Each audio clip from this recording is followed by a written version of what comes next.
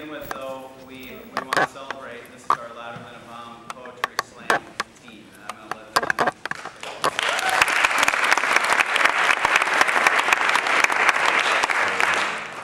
You're the North Star Poetry Slam team. This poem is called We Are. We are boom, boom, from a stampede of people. Hide and seek, hiding for hours unfound. A mother saying, you can do anything you want, but you can't do it alone. We are rows and rows of corn. We are the sound of thunder during a storm. We are never give up. We are our father's hard work. We are duffel bags, old video games, clothes, and books. We believe that if you fall, get back up. We are North Star. We are the buzzing sound of our amp that we forgot to turn off. We are hide and go seek. We are invisible. We are our mothers who say, don't lie. We are our friends who say, dream bigger. We are our grandmas who bring smiles to others. We are guitars, half-written songs, and socks. We have the idea that no matter what, we'll get where we're going. We are pelicans holding us in their beaks and dropping us forever on our front doorstep. We are North Star. We are the sound of crickets and rain, our father's quirky beards and our mother's tired eyes. We are bigger than our bodies give us credit for. We are mothers who say, you're number one. We are fathers telling random people, I bought these kids at Walmart. We are the alarm clock. Click. We are North Bay Switches and High Beats, Gator Pie section, right next to the magazine racks in line. We are parents saying, remember to take out the trash. I know, then forgetting.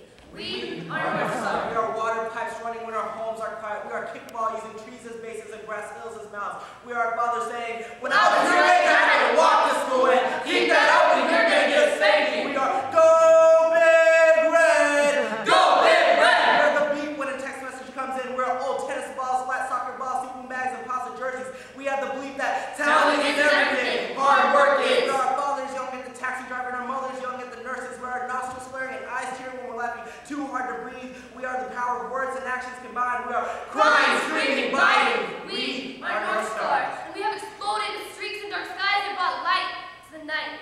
We are North Star.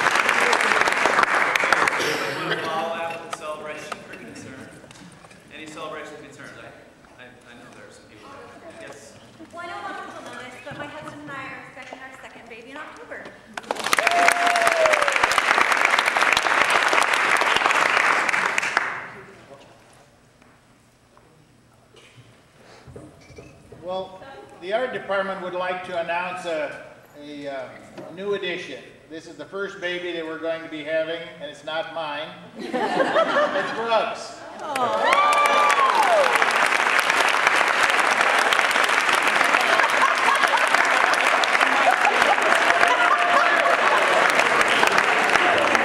Mike didn't have any part of that at all.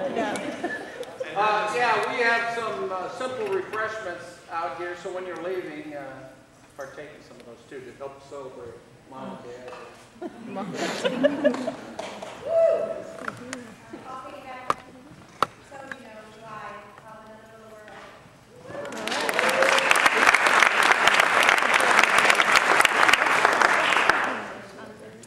This may sound really odd, but my husband had 2 children yesterday. He adopted my kids. So.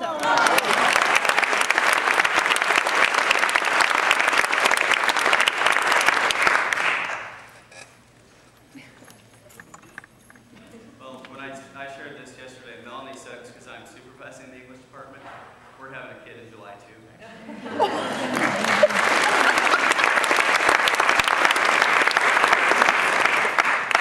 Anybody else have a baby? No. Any other celebrations or concerns they want to share?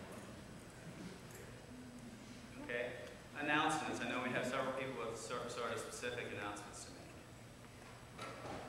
make. Senior barbecue is May 21st. I'll be sending out an email here at the end of the meeting. for volunteers. It's kind of a list of what we did last year and who helped and what I need this year. So please, please, please get back to me. This money is still going toward the electronic marquee sign.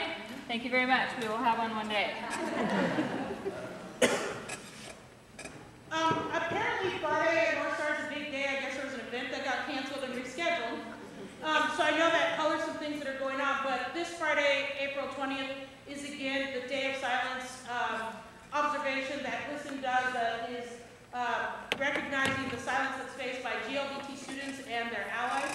And usually we treat it as an anti-bullying campaign, which we're doing again, but we're working in conjunction with National Honor Society because it's also the Stand With the Silence Day. So what's going to happen this year is GSA members will wear their placards and participate by being silent in school all day unless they have a previously scheduled sort of oral presentation. Otherwise, they should fully participate in class, but they will be doing so silently. So that means they'll be writing, still doing their work, but they won't be talking. And for all other students that would wish to participate and make a stand against bullying and standing up for other students, we will direct them to what National Honor Society is doing because it's really, really cool. So we're working sort of together, but she's doing all the work. Okay, on Friday, April 20th, it's Nebraska Stand for the Silent Day, and this was actually a day designated by Governor Heidemann. And it is an international organization, Stand for the Silent, and this is based out of Oklahoma. And I'm hoping that next year, this is kind of a transition with the newbies for NHS, that we're going to try and do some anti-bullying movements next year and really get going with the Stand for the Silent movement. But the students are encouraging all other students throughout the building to sign pledge cards at lunch. We're going to be doing, and you heard this morning, some PSAs concerning bullying throughout the week. And then third period on Friday, and just because this would be mass chaos if we asked everyone to come out on the lawn, and maybe that would be something for next year, but the new inductees for NHS and then the old NHS members, we're going to go out to the front lawn right at the beginning of third period. We're going to recite the pledge. You know, we were supposed to be releasing balloons, but there's a shortage of helium and there is no latex allowed, so we will just be reciting the pledge. So, that's what will be going on. Anyway, it's, you know, kind of a warm-up to hopefully a lot more bigger projects for next year. But I have placards, or not really placards, but the pledge cards, and those are sitting out on a table out in the lobby there. So I really encourage everybody to pick one up, sign it, put it in your window, put it in your cubicle, because I think that this is important. It's not just for the students, it's for the staff alike that we kind of keep this movement going throughout the school year. So that's kind of, you know, even though it is something different, it's definitely embodying the same idea for sure. And wear Blue Friday. It's in remembrance of who the organization stands for, Ty Smalley. And just go to standforthesilent.com if you want to know anything more about the organization. Thank you.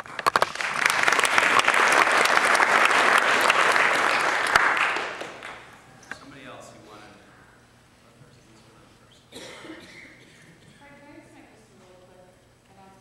I just want to thank all of you specifically for all the support the last month. My department is amazing. And all of you, you're amazing. I got so many phone calls and text messages and cards and all the support the last 2.5 years. So I just want to thank you all. Thank you very much for being part of my exit.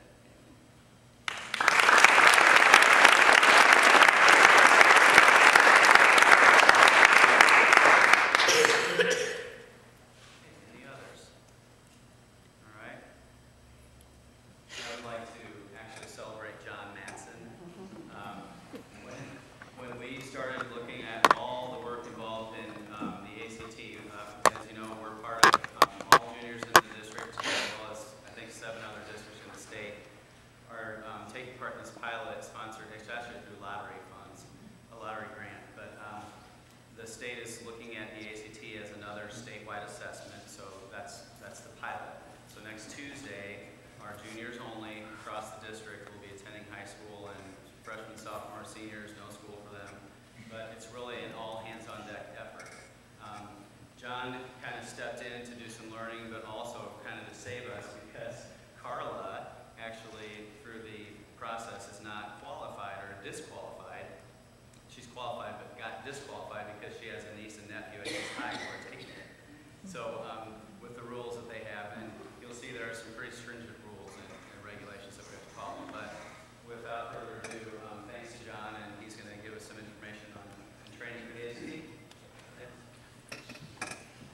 Are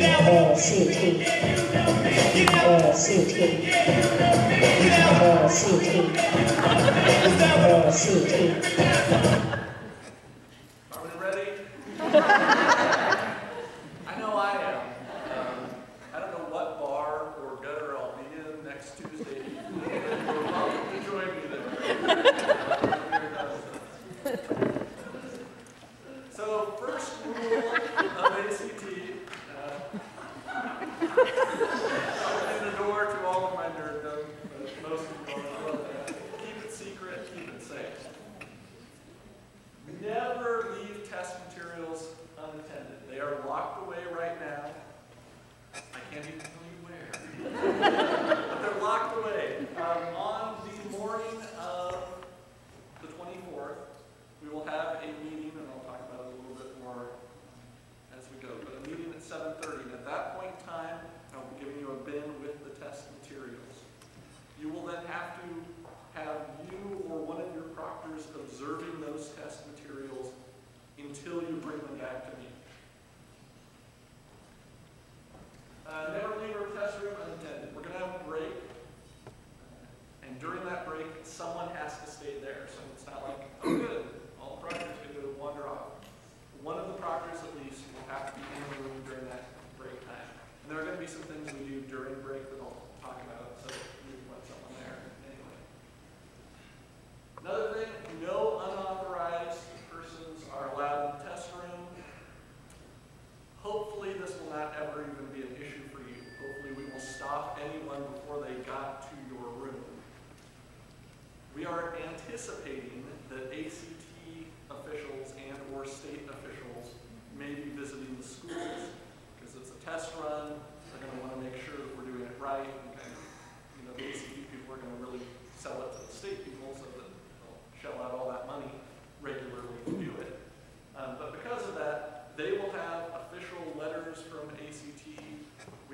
I'll probably assign someone to go with them if they do show up, and those people can go in your room. But otherwise, if you are not assigned to proctor in room A102, do not go into A102. I don't care if that's your room. During that time, you are not allowed. If you're assigned to A103, you are not to go into A102.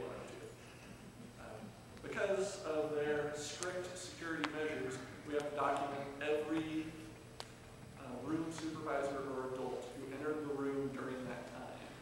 And I would rather not have to fill out a big long list of all these people who decided to go get a calculator or forgot their pencil or whatever. You know, we're keeping it to the ones who are already on the list.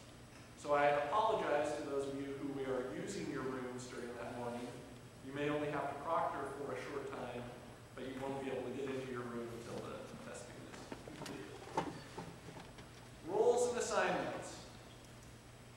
There are a select few of you, 21 I believe, who have been assigned the room supervisor position. Room supervisor has a much larger time commitment than the other people for their roles, so I thank all of you who are taking on that extra responsibility. Room supervisors have to complete all of the forms. I'll be going over those. They have to read all the directions to the students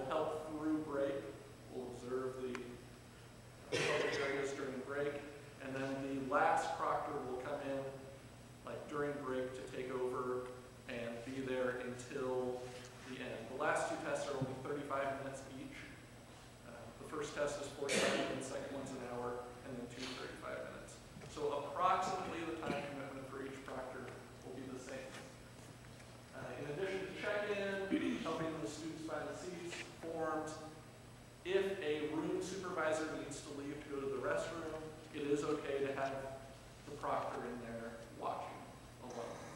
We do need to have, like I said, one adult in the room at all times. And I think there's one room that we have 27 students in, which Roki has a room that has 27. In that case, we have to have 2 people in there at all time, and one of the roaming proctors can come in if someone has to go to the bathroom. But I will let those people know specifically. Everyone else, as long as you have one adult in the room, less than 25 kids, or 25 or less kids, you're good. There's another room with 26. Is there one with 26? Yeah. Okay. I'll check on that. If there's another one, then I will make sure that one of the roaming proctors is available if you need someone to watch that or whatever.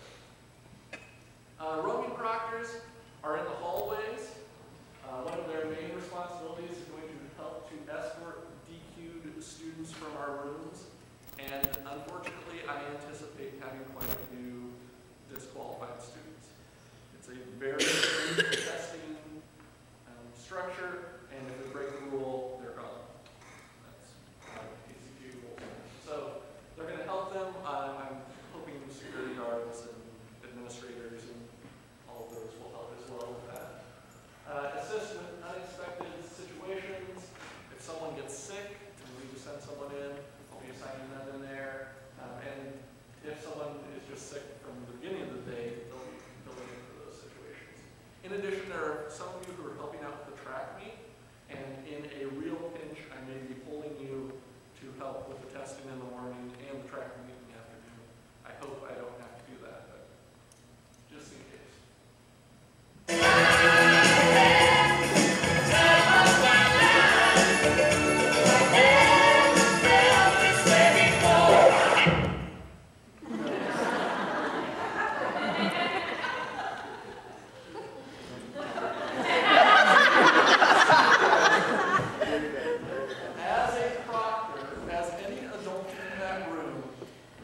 Not going to be fun. It really is not. A lot of our testing, we have kind of a loose system where you can maybe check your email, you can talk quietly to the other proctor, do whatever. ACT, there's none of that. You have to be actively monitoring students at all times. And so there is no reading. What I really don't want to have happen is an ACT official walk by a room, see you on your computer checking email, and decide to DQ the room because the room's testing procedures were not met. That's my biggest fear. I already fear that students will disqualify themselves. My biggest fear is that we'll screw up and we'll DQ a whole room of kids. So because of that severity, you're not going to have fun. But it's 4 hours of your life, and then we have an afternoon where you don't have students, and so you can make up for it. No grading papers, no reading, no computers, no talking, no eating or drinking for you or the students. You can't have drink or food at break. And you have to read directions verbatim. The only exception to that is before official testing begins, we can give our own site-based directions. As soon as you open the book and read word 1 out of the packet, you have to continue following the packet. So I will have kind of a sheet of reminders, I would maybe even say threats to students, saying, don't do this, because we really are going to kick you out. We'll go through those, and then they'll be opening the book, and you'll just have to read what they have to say. I know you're saying, what you're thinking, hey, isn't this guy on PBIS? Aren't these a whole bunch of things you can't do? ACT doesn't care. So that's why I'm not following our positive expectations. Tuesday morning meeting. It's going to be from 7:30 to 7:45 in the media center. Primary responsibility of that is the room supervisor will have to get the bin. We'll have to count the tests, look at the barcode, or not barcodes, but the numbering on the test to make sure that the sequence is correct. Sign a test count form. I will also have to initial the test count form saying that it's good, and then you will take the bin. And then when all of this is over, you'll have to come in, count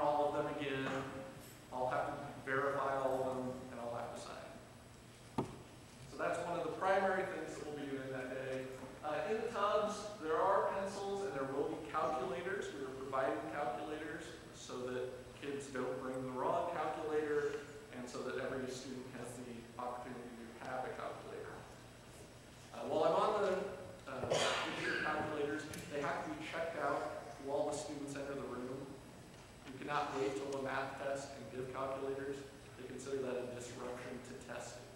So as they enter, you give them a calculator, they take it to their desk, put it on the floor, they're able, during the second test, to use it, and then it's back to the floor. And I don't know whether we can pick them up during break. Can we? Okay.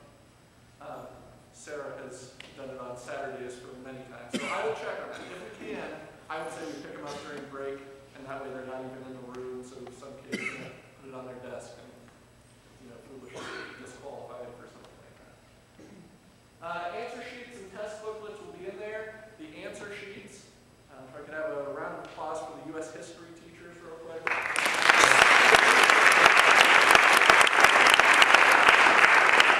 They have used their classes today and will be doing the same thing tomorrow, those long block periods, to get the kids to fill out all of the pre-test questions. And there's a ton. All of your interests, every college you've ever thought about wanting to go to, all sorts of personal information. It takes about an hour and 15 minutes. And so that has been one of the challenges so far, is trying to figure out how we get every kid to fill that out. If they don't fill it out before the test, they can't test. If they don't fill it out before Tuesday and they show up, we have to say, sorry, you didn't fill it out. Go home. Better luck next time. Handheld timer. There will be a handheld timer in your bin. Every room has to use 2 timing devices in case of failure. So you'll have a handheld timer. You will also have the clock in the room to keep track of things. I'll go over timing a little bit more. And then the initial site-specific directions. So I'll have some sheet in there that tells you, hey, read this or remind kids of this before you start. We'll verify test booklet counts, complete the form, and I'll kind of do a refresher, just remind you, hey, stay off your computer, make sure they don't have their cell phones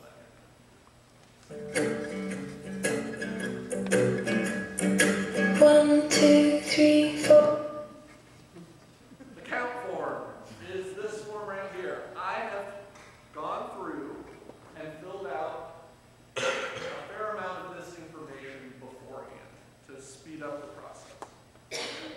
You will be required, though, when you count, to put in all of the test booklets that you are taking, count them, and put in the number.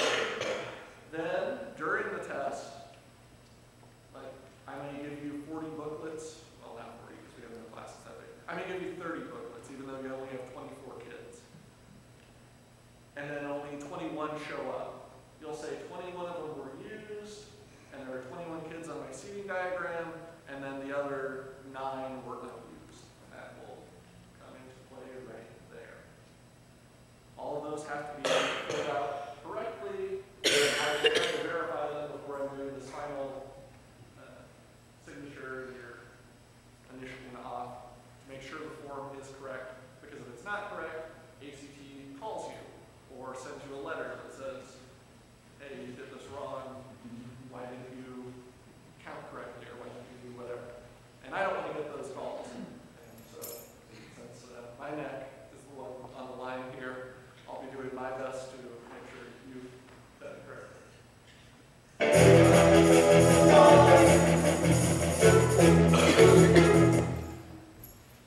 As students enter the room, we have to identify every single one of them. And there are 3 major ways, or 3 major attendance codes, I guess you could call them, that we're going to use. There's actually a 4th way where they can bring some sort of letter saying that they've been ID'd in some way, but we don't need it because all of our students attend our school, and if we have to, we can look them up on SSI, look at their picture, verify that that's the student, and be done with that. But the students have to enter the room one at a time.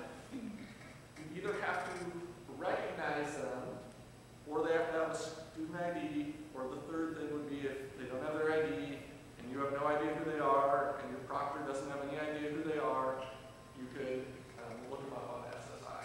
So someone, I'm saying probably room supervisors, bring your laptop and then go use it after that. Okay, that was one of my questions. we're not supposed to have them. Right. You can have your laptop as they're checking in. As soon as those directions are starting to be read, close it, put it away, go tap yourself. If they're recognized, you can mark an R, and you have to put your initials. So that if there's a discrepancy at some point, they can say, well, it was Floyd who recognized it. If they have their ID, use that. That's going to be the easiest thing, because then you just have to put a P down. You don't have to initial it, you don't have to, but it may be easier for you to recognize. Whatever you prefer. Either one will work. If they're absent, you're putting a minus. And the sheet looks something like this, although this was one of my first ones before I numbered them, so they will have numbers over there. But it will have all of your information about your room, etc. Right in here is where you will mark what ID they used. If it was recognized, you put your initials in here. They have something for the makeup. Ignore that. We're not doing a makeup. If we do this again, and it actually becomes state testing, we would have a makeup, because this is a trial run. If they're not here, they're just not testing. It doesn't hurt us. But it was on the form, so I put it on there. So if we do have to identify them by SSI, we still count that as a photo ID? Yes. So if you know them, you do that. That's a photo ID. And if they're absent, you just fill it all the way in. Also, while you're admitting students, and we had wanted to just collect their cell phones and iPods and whatever, and we found out that ACT was not allowed because they don't want to be responsible for it. So unfortunately, we can't do that. I felt that if we collected their cell phones and iPods, we would reduce the number of DQ'd students maybe by half. I figure many of them are going to go to break, use their cell phone, someone's going to see it, and they're out. But we couldn't do that. So as they come in, remind them, they're coming in one at a time, tell each one, do you have a cell phone? If you do, turn it off, put it in your pocket. You cannot use it for this whole time. Do you have an iPod? Do you have whatever? You don't need that. If it's early enough, if it's like 7:55, it's kind of when I think they'll start coming to their rooms. If it's at that point, you can even tell them to go put it in their locker. Although they may then go to their locker during break, and that would be it. Notebooks, scratch paper, yes? Get DQ'd if his phone goes on. Yes. Yes. And the same goes for... Even if it vibrates and you can hear that vibration, that's a DQ. Yes. If they have a watch, and their watch goes off, and we know whose watch it is, any sort of noise disturbance in the vein is grounds for disqualification. I know it sounds extreme, because it is extreme, it's crazy, but it's the ACT way. They run the test, they set the rules, and we want to follow them so that our site, in general, is approved. Flexibility, so they can have no highlighters, no markers. So as you're setting this up, you're really kind of seeing these students, they can't read a book when they get done with the test. They can't talk when they get done with the test. They can't get on their phone, they can't get on an iPod, they can't do whatever.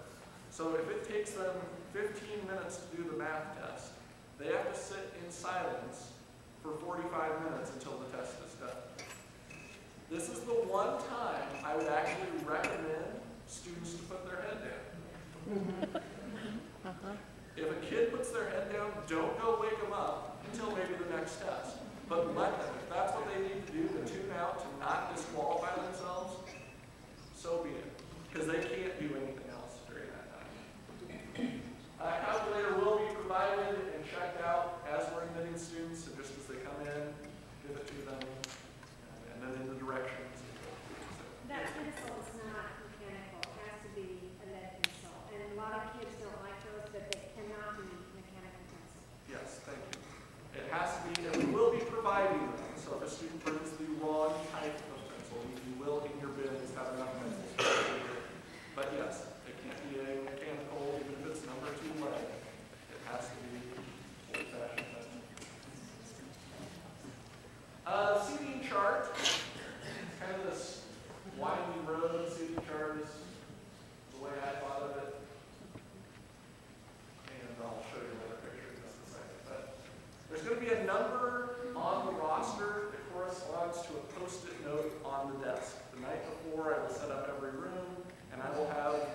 rows laid out.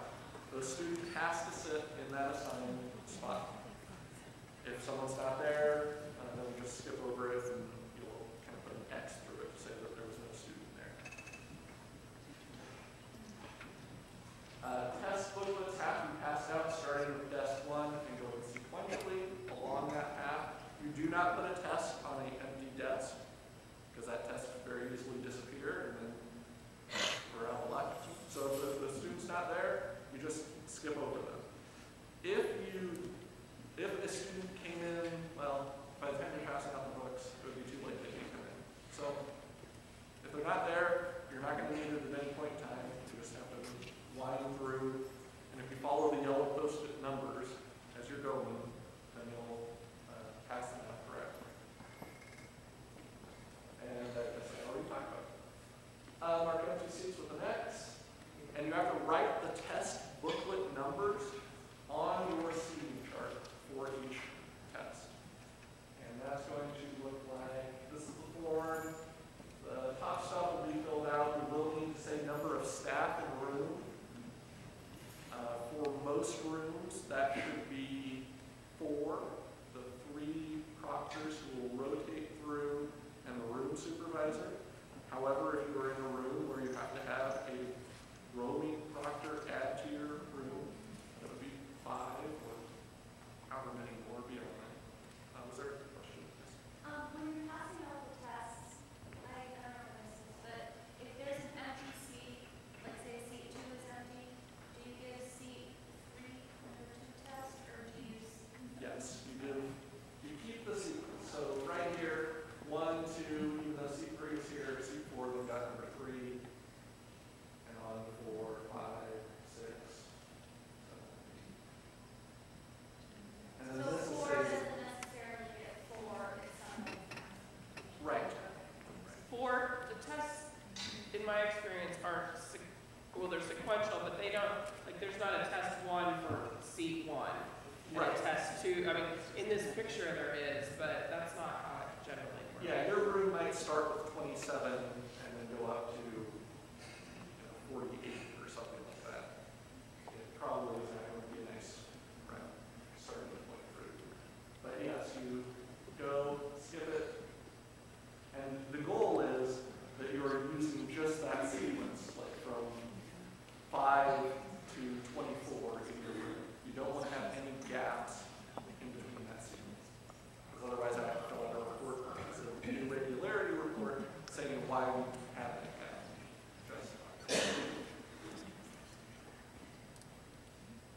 And that kind of shows you again how you're walking through. Now on this seating chart, they're circled.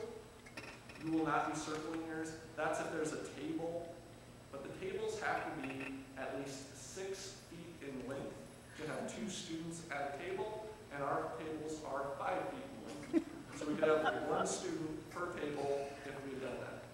That was one of the reasons it took me a while to get the proctoring assignments out, because I had assigned a bunch of table rooms, and then I went and measured, and I'm like, well, crap, there's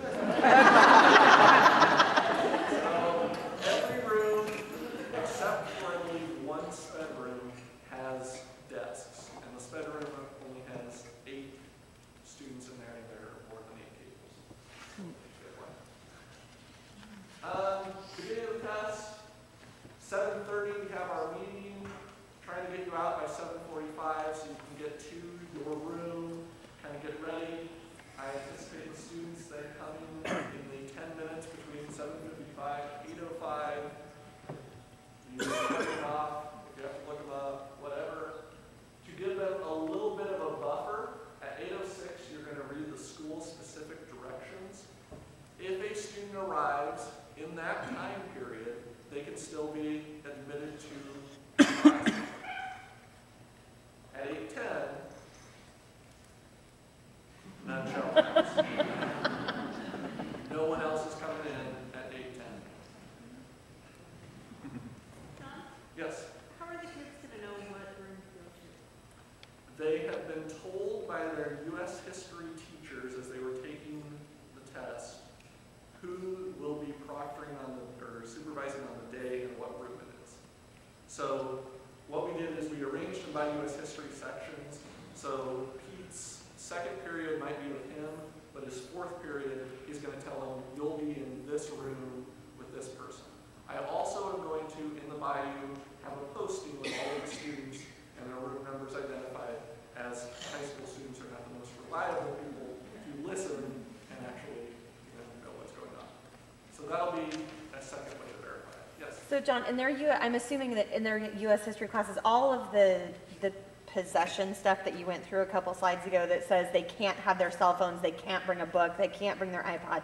These kids have all been instructed, just bring yourself and leave all the other stuff at home so that they don't get DQ'd. I mean, they understand that you bring the cell phone in here and you have it on and it goes off, you're disqualified and we escort you out of the test. They all understand that. Yes, that is in the materials that they cover. They are given a booklet that says taking the ACT that none of them will read, but it emphasizes it, and maybe their parents will read it.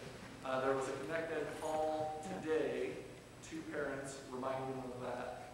We're doing everything we can to limit it. It's still going to happen, but we're doing everything we can to limit it.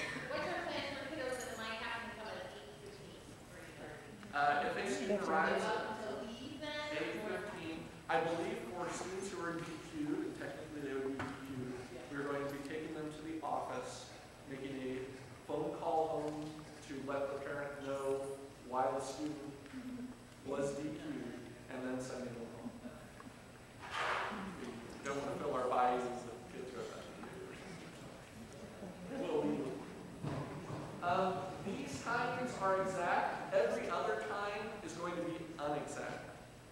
Because I may read the directions slightly faster. A student may ask a question in one room and not in another room. This is where another kind of nightmare scenario for me is that our breaks are not going to fall at the same time. I would love if I could just say, at 10 o'clock, when you see 10 o'clock, let the kids go on a break. But it won't be that. So your room may be letting out, and another room might not have a break for 5 minutes. Which means when they go to break, your kids will need to come back before those other kids come back, but they find their friends, they start talking on like that. The good thing is if they do not come back from break on time, they are not disqualified. They just don't get any extra time on their next test. So I guess that's good news. It's a 35-minute test. They need all the time to do it. But at least we don't have to send home every single kid who goes and talks with their friends, they're still on break, and then comes to your room late. So John, along those lines, if some of the tests may be starting and stopping at different times, how are the proctors going to know if they're there for the math tests? Because we have them starting at 8:10 reading directions, and directions take a varying amount of time to read.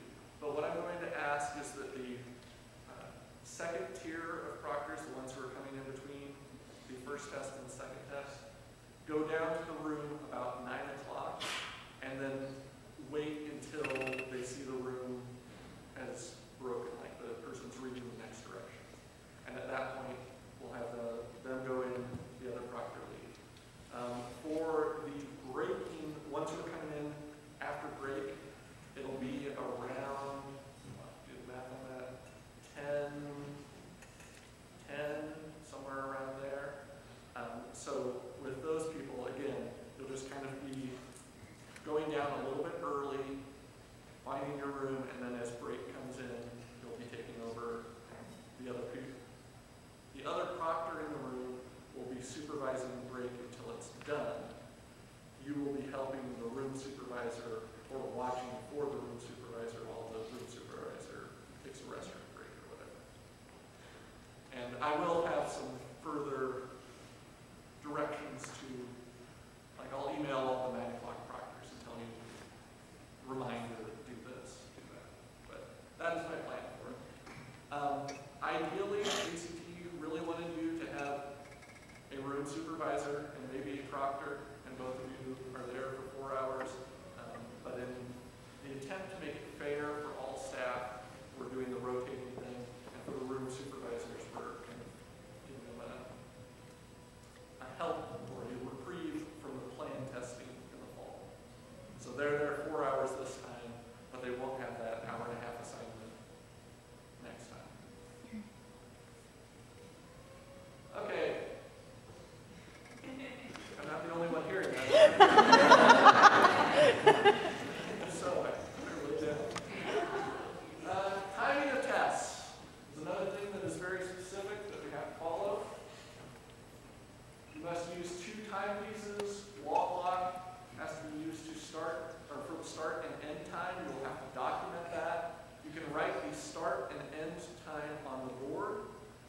not want you to write the 5-minute warning time on the board, because students may confuse that as the end time, which I don't think would be that bad of a situation because they'd still have 5 minutes, but their directions say start and end time are the only things you write on the board.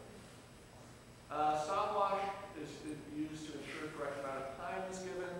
So if it's a 45-minute test, we're going to make sure right at 45 minutes you're telling them to stop.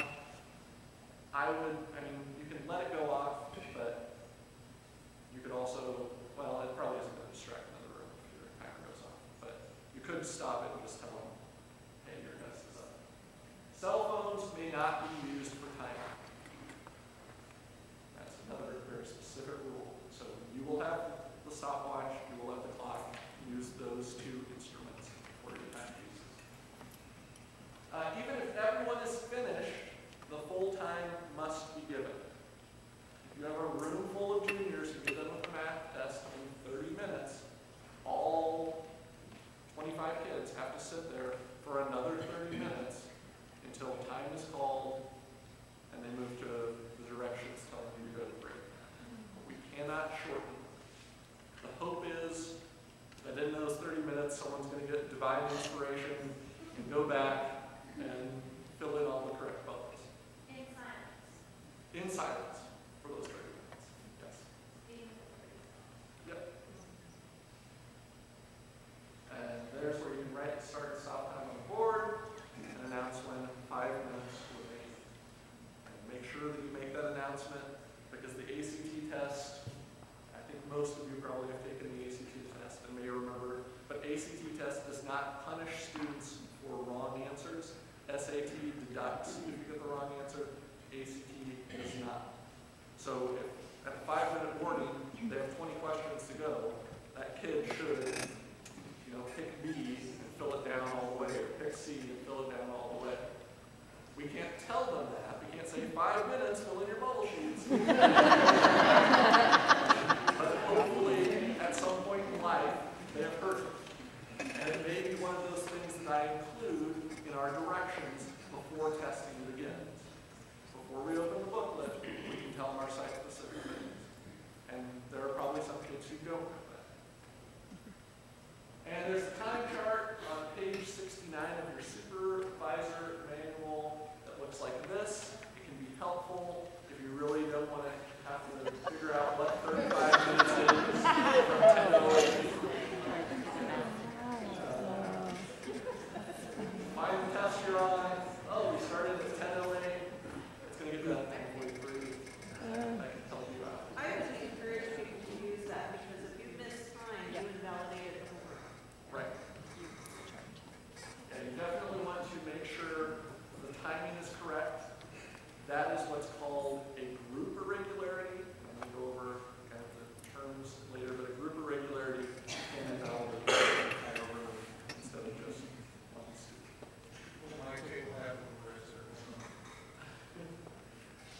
No, well, sorry. I can come and make them for you. Happy with that. On this form, the number one thing that you'll have to fill out is the number of students. All this information will be set, and then filling in the time as you go. And double check this. Maybe you do it and then have your proctor do it, because this is our official record of the timing. And if it doesn't go 8:10 to 8:55, if that's 50 minutes instead of 45 minutes, that's where they're tossing out the whole ring. So double check that, triple check that, make sure that's right. And then for each test, you'll mark the time you start, 5 minutes remaining, and that. As you go, there's a place in the test booklet to mark this. So if you want, you can write it in the test booklet and then transfer it to this form at the end of testing. You don't have to use this form as you go if you don't want. Or if you want to, you can put it on there. But before you write it on there, make sure it's correct. For break, and that's not for you, you guys have to stay here, but for when students break, they're not going to be at the same time. I talked about that before. They give you or allow for you to give a 15-minute break. We are going to give a 10-minute break. That way, students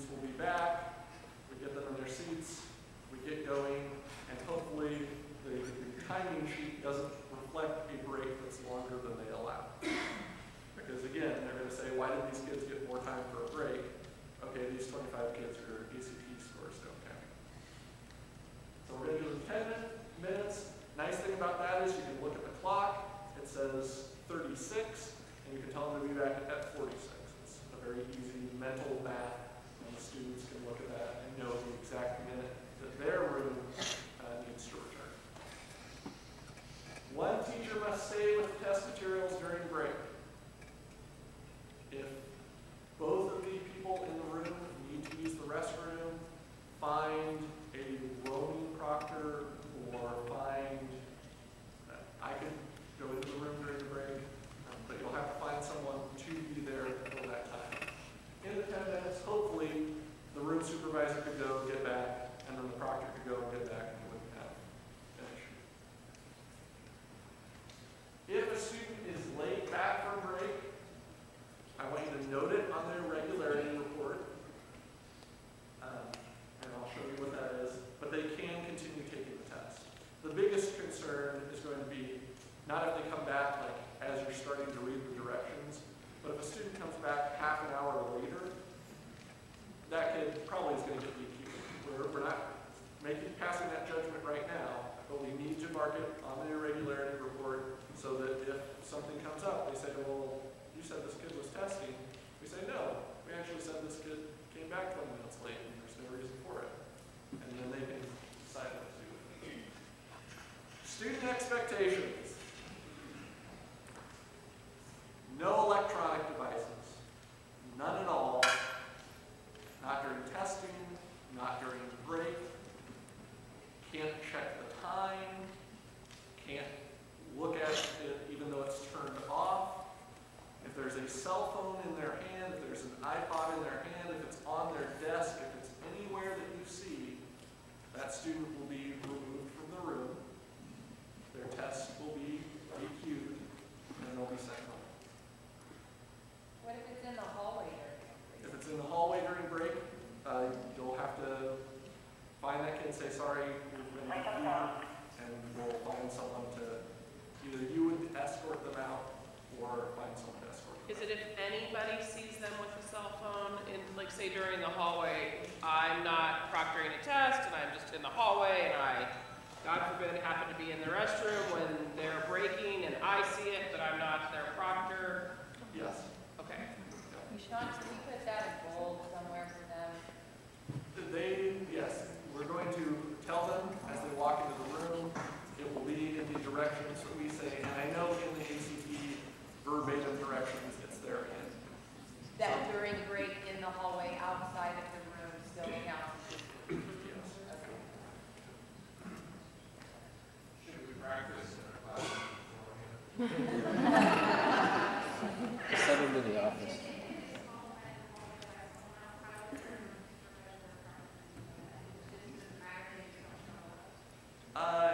Yes, I would say probably in the office we'll keep some sort of running tally of all students who have been DQ'd, and then after the testing is done, I will go find their test book and issue all of that. Yeah, so if the kid doesn't come back, you don't have to panic unless it is.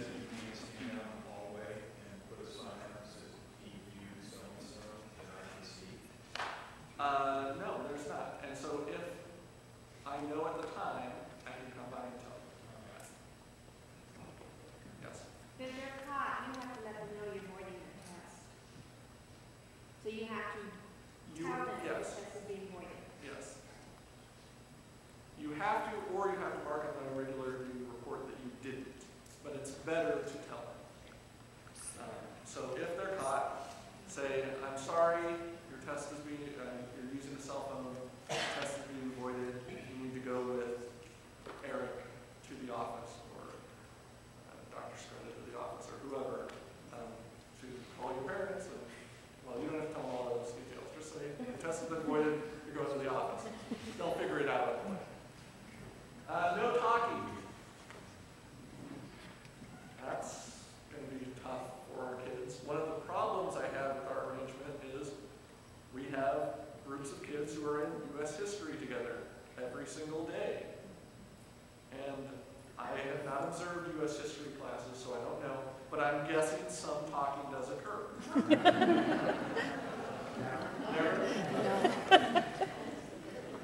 In my classes, some talking occurs every single day. And you're in with the same kids. And so we are going to emphasize, you can't be talking, you can't be doing all of this. But it's going to happen. And these are all ways that kids get DQ'd. No reading. They can't have a book. They can't write a book on scratch paper and then read it to themselves.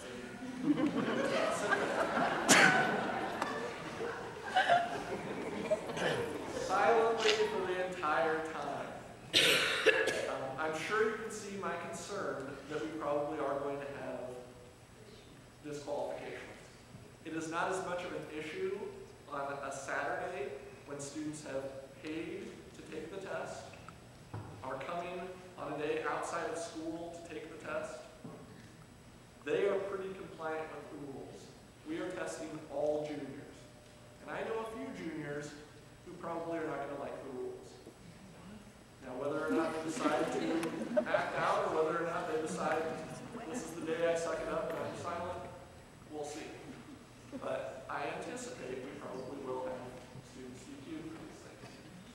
They may use the restroom during the test, but they are not granted extra time.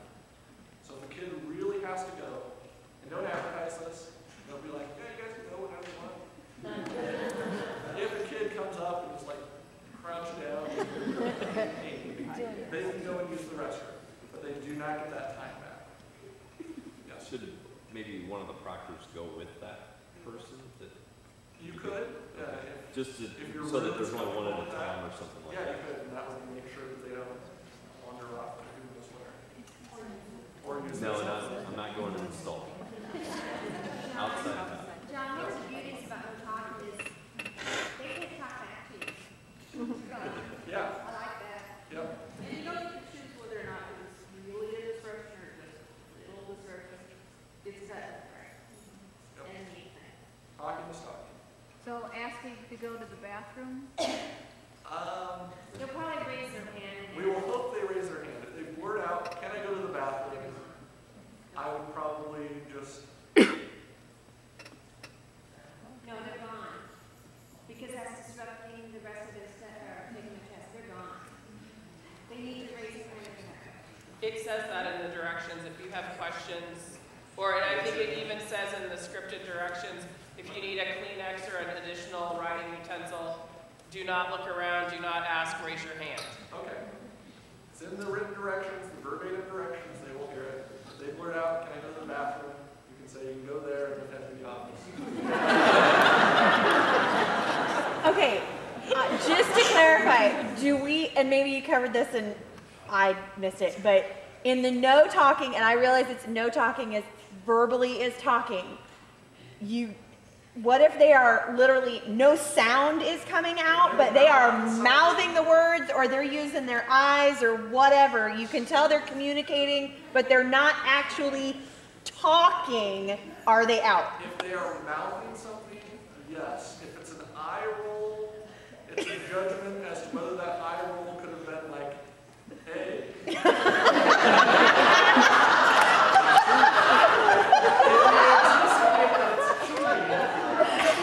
It's just like, oh my gosh, we have 30 more minutes and I'm making all sorts of motions with my face, but I don't think I'm communicating anything to another student. Okay. I wouldn't pull the plug there.